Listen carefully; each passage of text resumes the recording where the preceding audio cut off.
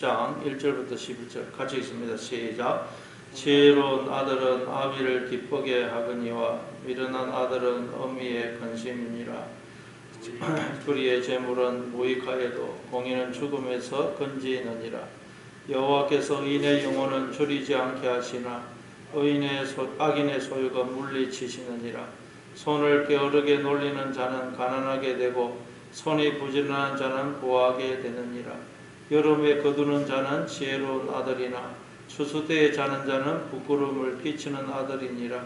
의인의 머리에는 복이 많아 악인의 입은 독을 머금었느니라. 의인을 기념할 때에는 칭찬하거니와 악인의 이름은 썩게 되느니라. 마음이 지혜로운 자는 계명을 받거니와 입이 미련한 자는 멸망하리라. 바른 길로 행하는 자는 걸음이 평안하려니와 굽은 길로 행하는 자는 드러나리라. 눈짓하는 자는 근심을 끼치고 입이 미련한 자는 멸망하느니라. 의인의 입은 생명의 샘이라도 악인의 입은 독을 머금었느니라. 아멘. 네, 오늘 본문에 보면 솔로몬의 잠언이라 그렇게 시작이 되죠. 1장 1절도 솔로몬의 잠언이라 그렇게 시작이 됐는데 이제 이 10장 1절도 솔로몬의 잠언이라 그렇게 시작이 됩니다.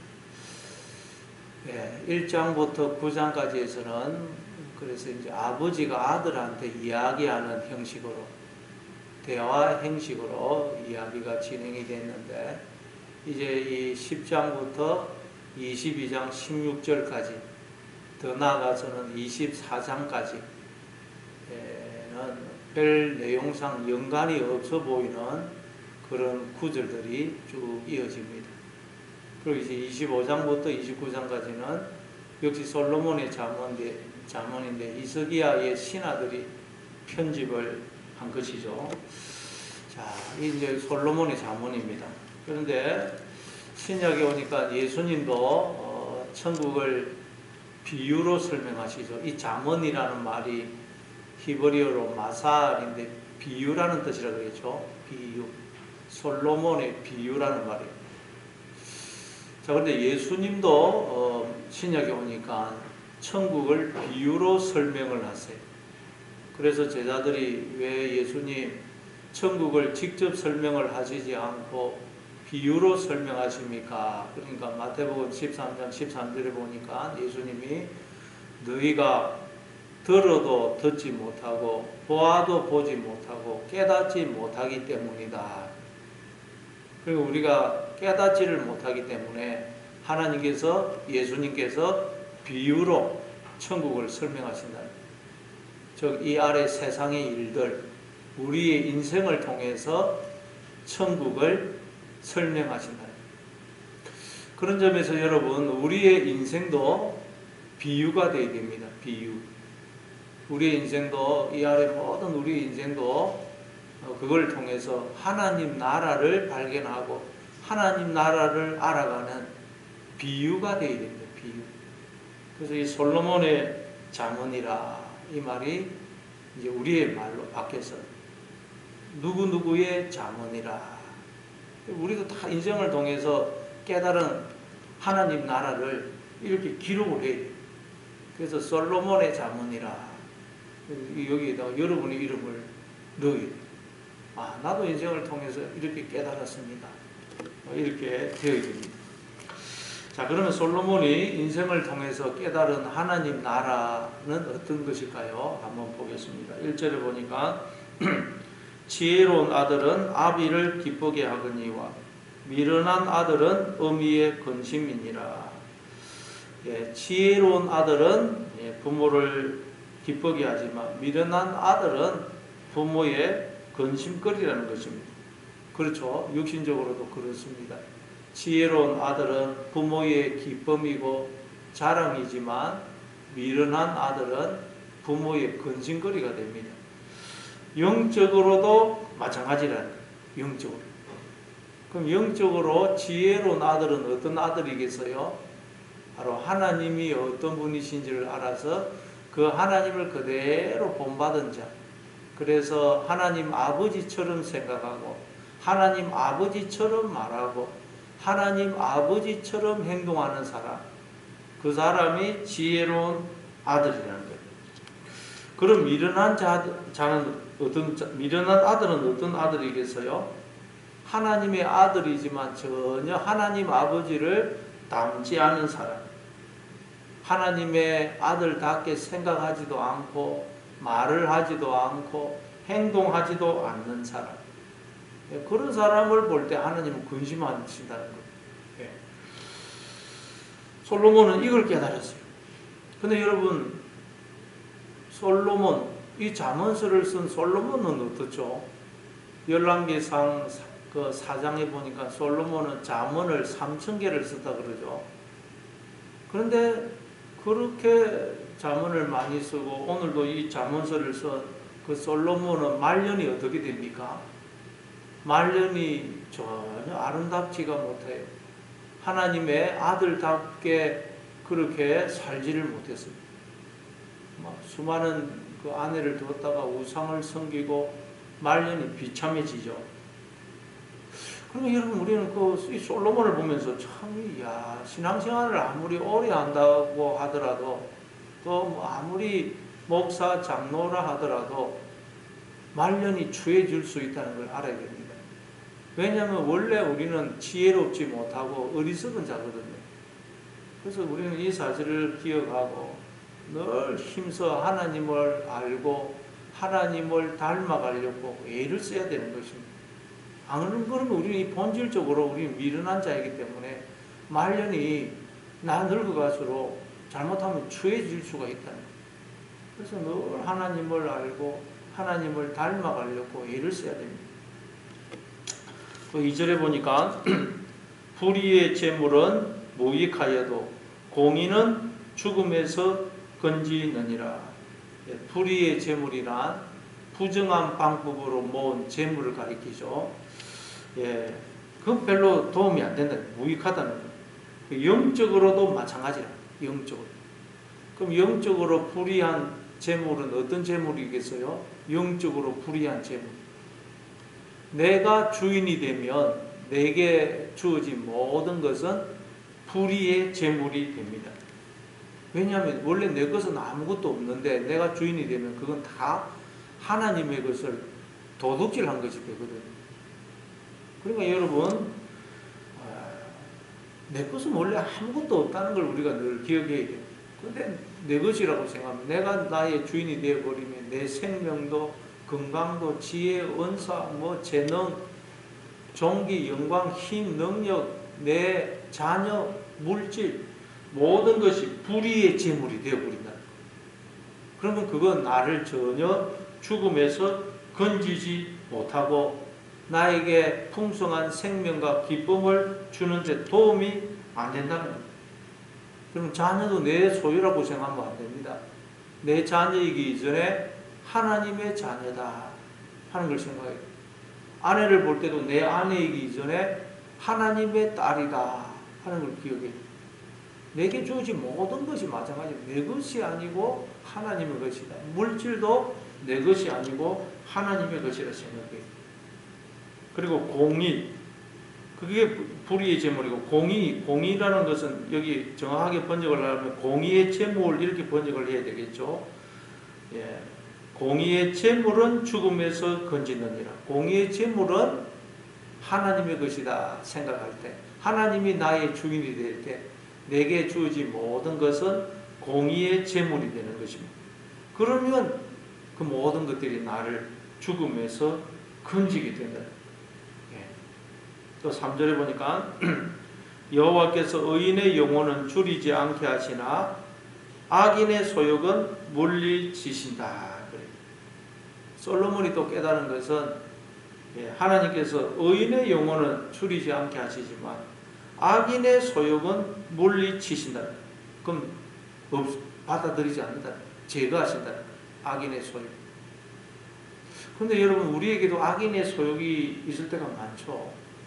우리가 악인의 소욕을 품을 때가 얼마나 많아요. 헛된 욕심을 가질 때가 얼마나 많아요. 이 세상에서 성공하고 돈 많이 벌고 출세하고 내 이름을 드러내고 나를 주장하고 증명하고 큰소리치고 허세 부리면서 살고 싶은 그런 욕망이 우리 속에 다 있지 않습니까? 그래서 하나님은 그러면 우리의 영혼이 죽습니다. 헛된 욕망이 있으면 우리의 영혼이 죽어요. 그래서 하나님은 우리에게 있는 그 악인의 소욕, 헛된 욕망을 없애서 제거하셔서 우리의 영혼을 살리시는 거예요. 그래서 성경에 보면, 특별히 창세기에 보면 기근이 자꾸 주어지죠. 하나님의 백성들에게 기근이 주어져요. 아브라함 때에도, 이삭 때에도, 야곱 때에도 기근이 주어져요. 기근. 왜? 우리 속에 있는 이 헛된 욕망, 악인의 소욕을 하나님이 꺾으시고 우리의 영혼을 살리기 위해서입니다. 그래서 시편 105편 16절에도 보면 그가 또 그 땅에 기근이 들게 하사 그들이 의지하고 있는 양식을 다 끊었었도다. 끊었었도다.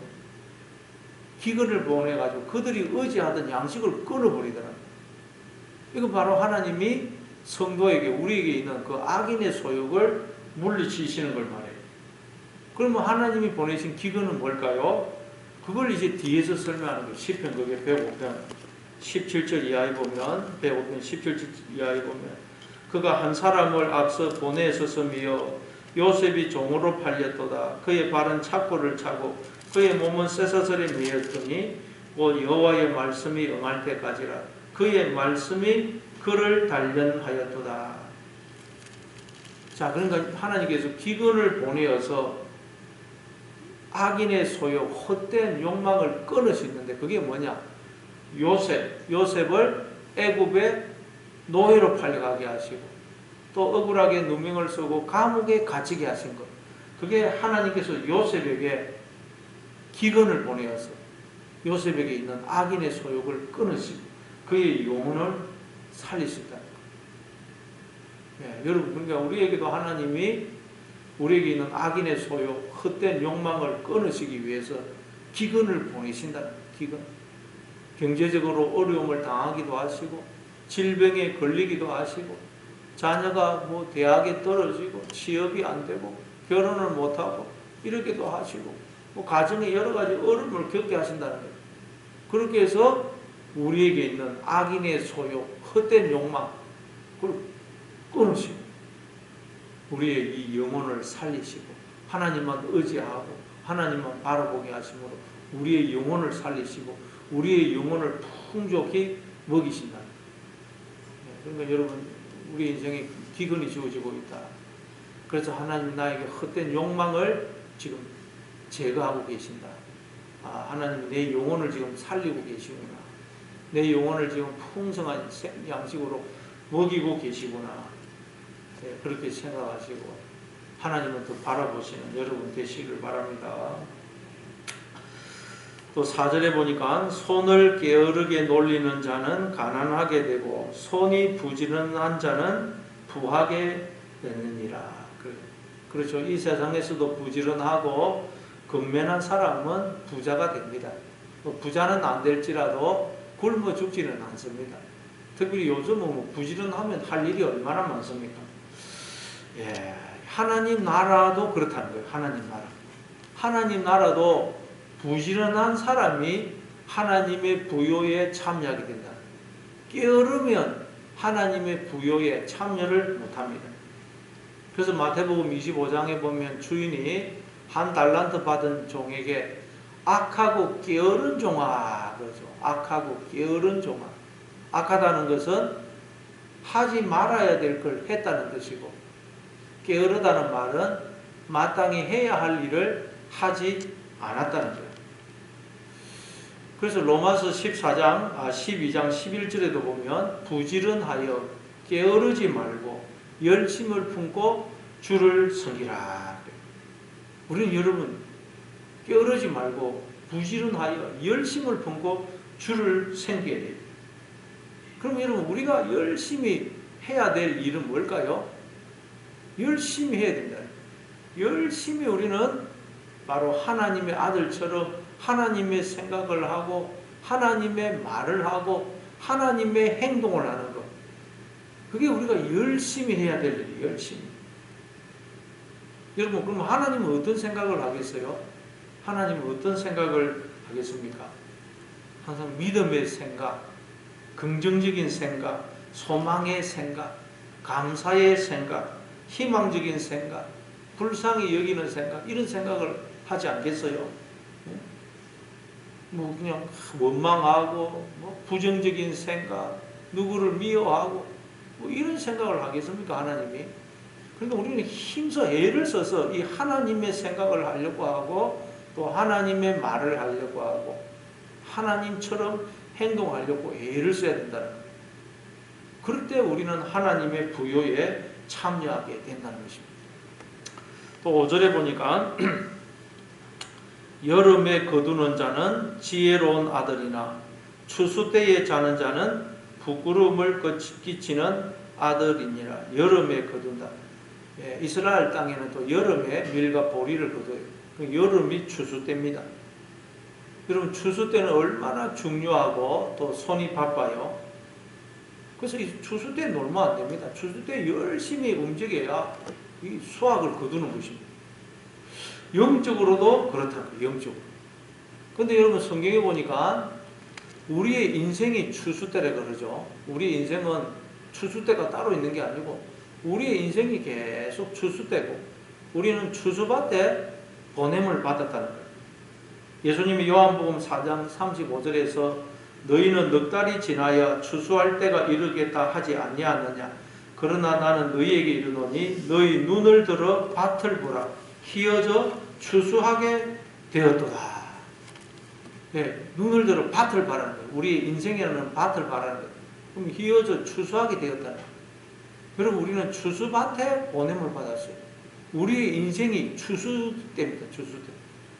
그래서 우리는 지금 놀면 안 된다는 거예요. 가서 열심히 추수를 해야 됩니다. 이삭을 줘야 돼요. 이삭을. 줍는 만큼 여러분 추수를 하게 됩니다. 우리는 움직이는 만큼. 그게 우리는 뭘 움직이게 되겠어요? 계속 우리의 인생을 통해서 우리는 하나님을 발견하고 그 하나님을 알고 그 하나님으로 나를 채우게 됩니다. 인생의 모든 일, 모든 사건을 통해서 우리는 하나님이 나와 함께 하시고 하나님이 나를 인도하시고 나를 찾아오시고 복을 주시고 그 하나님의 손길을 우리는 계속 발견해 깨달아야 됩니다. 그러면 우리는 여러분 하나님의 부요에 참여하게 되고 거두는 것만큼 내 것이 됩니다. 내 것이. 추수밭에 있는데 아무것도 거두지를 못하면 모든 것이 여러분 지금 하나님의 은혜와 복이 눌려져 있는데 인생이라는 밭에 그걸 우리가 주지를 않으면 안 된다는 거예요. 열심히 우리는 하나님의 은혜를 사랑을 복을 계속 인생이라는 밭에서 주어야 된다. 잠을 자면 안 된다. 6절에 보니까 의인의 머리에는 복이 임하나 악인의 입은 독을 머금었느니라. 의인의 머리.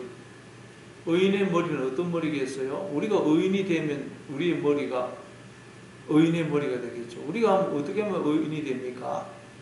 하나님을 나의 주인으로 머리로 모시고 하나님의 생각을 하면 우리가 의인이 되고 우리의 머리는 의인의 머리가 됩니다. 에베소서 1장 23절에 보면 교회는 그의 몸, 그리스도의 몸이고 또 그리스도, 즉 하나님 우리의 머리가 되신다 그러죠. 그래서 하나님을 나의 머리로 모시고 우리가 하나님의 생각을 하게 되면 우리가 의인이 되고 우리의 머리는 바로 하나님의 머리가 되는 것입니다. 의인의 머리가 됩니다. 자, 그럼 여러분 하나님은 어떤 생각을 한다고요? 우리가 의인의 머리가 되기 위해서는 하나님처럼 생각해야 되는데 하나님은 어떤 생각을 하겠어요? 부정적이고 뭐 불신앙적이고 누구를 원망하고 미워하고 이런 생각은 안 하겠죠. 하나님은 오직 믿음의 생각, 긍정적인 생각, 소망의 생각, 희망적인 생각, 감사하는 생각, 그런 생각을 하지 않겠습니까? 그래서 우리가 그런 생각을 하면 그 상태가 복입니다. 복. 그래서 의인의 머리에는 복이 임한다. 그러나 악인의 입은 독을 머금었느니라. 그러니까 우리가 그냥 부정적인 생각하고 그냥 누구를 미워하고 원망하는 생각하고 이러면 그것 자체가 독이에요. 독. 그것 자체가 우리의 영혼을 죽이는 것입니다. 그래서 육신의 생각은 사망이다 그러죠. 사망. 예, 그러니까 여러분이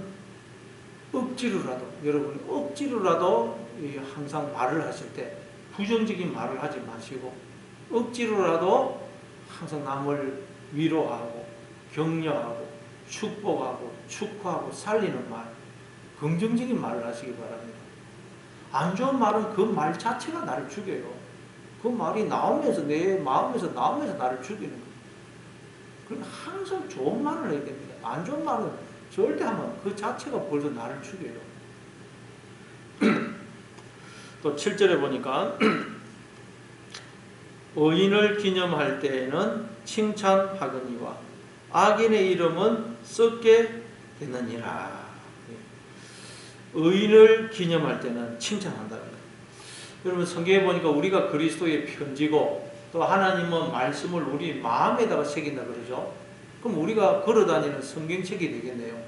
그럼 우리는 우리 마음에 새겨진 하나님의 말씀을 삶을 통해서 사람들에게 보여줘야 돼요. 그러니까 우리는 삶을 통해서 또 각자의 편지를 쓰는 거예요. 편지. 사도행전이라는 말은 예수님의 사도들의 행함을 기록한 책이라는 뜻이죠. 행함을 기록한 책, 사도행전. 우리도 여러분 삶을 통해서 각자의 행함을 기록을 하는 거예요. 각자의 사도행전을 쓰고 있는 거예요. 그래서 우리가 여러분 내 삶을 통해서 기록한 그 책을 내 자녀들에게, 이웃들에게 전해주는 거예요. 우리가 죽고 나서도 우리가 삶을 통해서 기록한 각자의 사도행전이 남는 것입니다. 그래서 우리가 이 하나님의 말씀을 기록했으면 그것이 선한 영향이 되지만 안 좋게 되는 사람들은 다 잊어버립니다. 또 8절에 마음이 지혜로운 자는 계명을 받거니와 입이 미련한 자는 멸망하리라. 마음이 지혜로운 자는 계명을 받는다는 것.